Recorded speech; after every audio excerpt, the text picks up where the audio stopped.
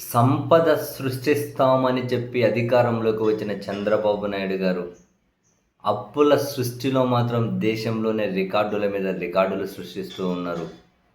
తాజాగా మరో 4,400 కోట్ల రూపాయల అప్పు చేసి, ఈ అప్పుతో ఆంధ్రప్రదేశ్ అప్పు ఇప్పటి వరకు అంటే ఆంధ్రప్రదేశ్ విభజింపబడ్డప్పుడు ఏపీకి వచ్చిన అప్పు, 19లో చంద్రబాబు నాయుడు గారు దిగిపోయేంత వరకు చేసిన అప్పు, ఆ తర్వాత 24లో జగన్మోహన్ రెడ్డి గారు దిగిపోయేంత వరకు చేసిన అప్పు, అంటే 24 వరకు ఆంధ్రప్రదేశ్కున్న అప్పు ఎంత? 6,32,000 కోట్లు అని స్వయాన పయ్యవుల కేశవ్ గారు అసెంబ్లీలో చెప్పినటువంటి వ్యాఖ్యలు బడ్జెట్ సందర్భంగా ఆయన 6,32,000 కోట్లు ఉండే 24 వరకు అన్నీ కలిపి. అయితే ఇప్పుడు ఈ 23 నెలల్లో చంద్రబాబు నాయుడు గారి సర్కార్ దాన్ని ఏకంగా 9,84,000 కోట్లకు పెంచేశారట.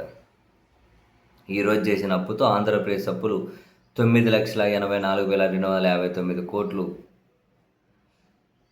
రాష్ట్రంలో ఒక్కొక్కరిపైన 1,85,761 కోటి అప్పు ఉందట. రాష్ట్రంలో ఒక్కొక్కరిపైన అంటే మీ ఇంట్లో 5 మంది ఉంటే అటు ఇటు 10 లక్షల అప్పు మీ ఇంట్లో.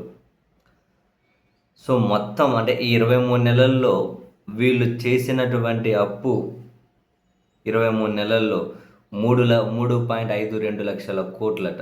3.52 లక్షల కోట్లు. ఇందులో బడ్జెట్ అప్పు 1,93,964 కోట్లు. కార్పొరేషన్ల గ్యారెంటీ కింద 1,10,704 కోట్లు. రాజధాని అప్పులు 47,387 కోట్ల రూపాయలట. ఈ రోజుకు ఆ రోజు క్లియర్గా అప్పులు చేసిన ప్రతిసారి ఈ క్లియర్ లెక్కలు కనిపిస్తూనే ఉన్నాయి. సో ఇవి అప్పులు. నెలకు 15,306 కోట్లు అప్పులు చేస్తూ ఉన్నారట. బడ్జెట్ బయట, బడ్జెట్ లోపల, అమరావతి పేరు మీద నెలకు 15,306 కోట్లు. అంటే రోజుకు 510 కోట్ల రూపాయలు చంద్రబాబు నాయుడు గారి సర్కార్ అప్పు చేస్తూ ఉందట. అసలు ఇప్పుడు ఈ అప్పుల టాపిక్ ఇన్ని వేల లక్షల కోట్లు ఏదో పెద్ద ప్రియారిటీనే కాకపోద్ది ఆంధ్రప్రదేశ్ జనానికి. అదే జగన్ గారు లాంటి వాళ్ళు ముఖ్యమంత్రి అయిందంటే బహుశా ఇప్పుడు రాష్ట్రం ఇంకా ఏమైపోయేదో, అంటే వెనిజులానా, శ్రీలంక, పాకిస్తాన్ ఇవన్నీ దాటిపోయి